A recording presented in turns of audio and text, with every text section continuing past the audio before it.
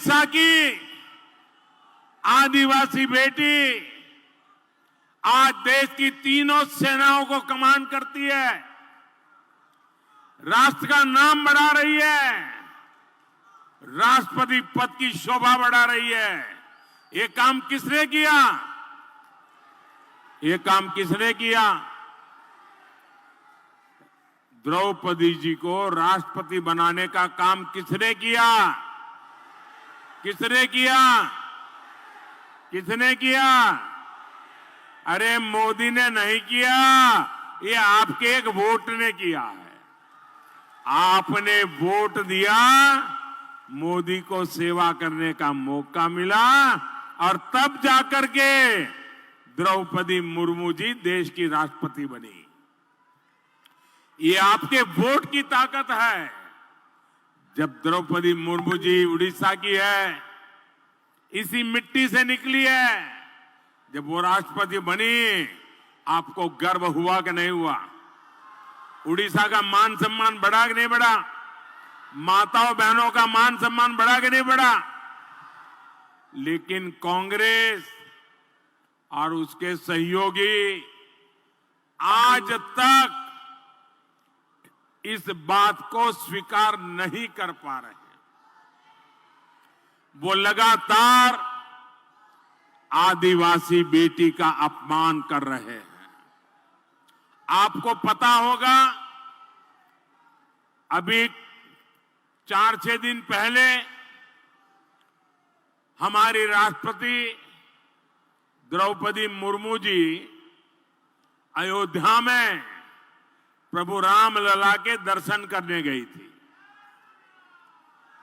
उन्होंने प्रभु रामलला के गर्भगृह में जाकर के पूजा अर्चना की और उन्होंने देश के कल्याण के लिए रामलला से आशीर्वाद मांगे। लेकिन उनका अपमान करना, प्रभु राम का अपमान करना, राम मंदिर का अपमान करना, ये जिन्होंने ठान के रखी है, ये कांग्रेस के नेता क्या कह रहे हैं? ये कांग्रेस के नेता कह रहे हैं, प्रेस कॉन्फ्रेंस करके कहा, द्रौपदी मुर्मू जी का रामलला के दर्शन करने के लिए जाना, मंदिर में पूजा अर्चना करना, एक आदिवासी बेटी और देश की राष्ट्रपति रामलला के दर्शन करके आई, उसके दूसरे दिन कांग्रेस पार्टी के एक बड़े नेता ने घोषणा की कि हम अब राम मंदिर को गंगा जल से धोकर के राम मंदिर का शुद्धिकरण करेंगे। मुझे बताइए, ये देश का अपमान है कि नहीं है? ये देश का अपमान है कि नहीं है? ये आदिवासी समाज का अपमान है कि नहीं है? ये माताओं बहनों का अपमान है कि नहीं है? मेरे देश की आदिवासी की बेटी, मेरे देश की राष्ट्रपति रामलला के दर्शन करने जाए, मंदिर में पूजा अर्चना करे और दूसरे दिन कांग्रेस घोषणा करे कि अब हम राम मंदिर का शुद्धिकरण करेंगे। भाइयों बहनों, ऐसे लोगों को भारत की राजनीति में रहने का हक है क्या?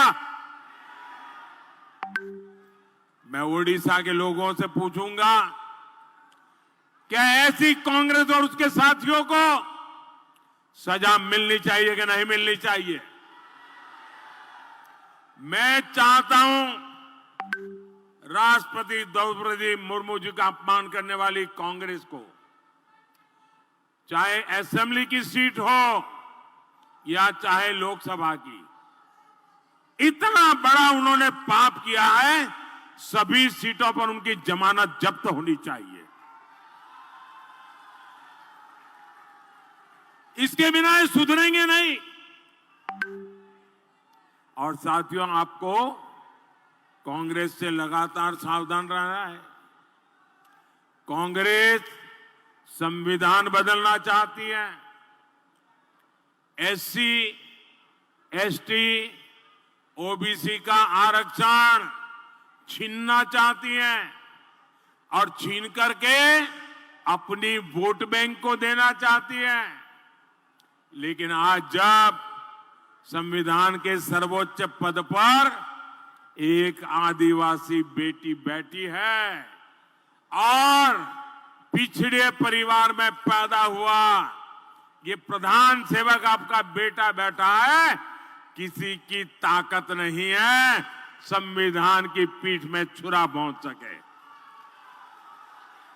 किसी की ताकत नहीं है संविधान को हाथ लगा सके।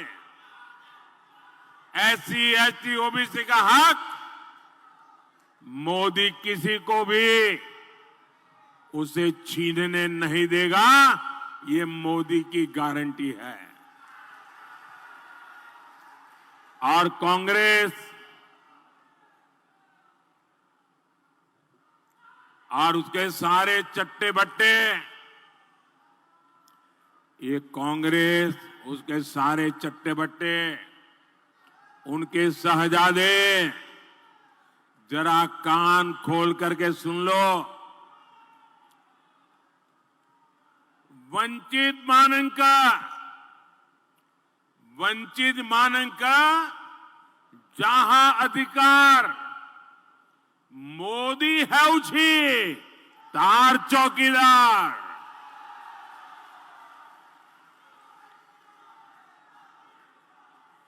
और ये शाहजादे अभी संविधान को माथे पर रख के नाच रहे हैं ना। जरा देश जानना चाहता है, क्या भारत की सरकार संविधान के कोख से जन्म लेती है कि नहीं लेती है? जब भारत की सरकार संविधान की कोख से जन्म लेती है तो भारत सरकार की कैबिनेट इस संविधान के कोख से पैदा होती है कि नहीं होती है? भारत सरकार की कैबिनेट को संविधान के द्वारा अधिकार मिले हैं कि नहीं मिले हैं? भारत सरकार की कैबिनेट, डॉक्टर मनमोहन सिंह जी की कैबिनेट जो संविधान ने बनाई है, उस कैबिनेट ने एक फैसला लिया और ये शाहजादे ने पत्रकार परिषद बुला करके उस कैबिनेट के फैसले के टुकड़े टुकड़े कर दिए थे। ये टुकड़े कागज के नहीं थे, ये टुकड़े संविधान के थे। ये टुकड़े भारत के संविधान की भावना के थे।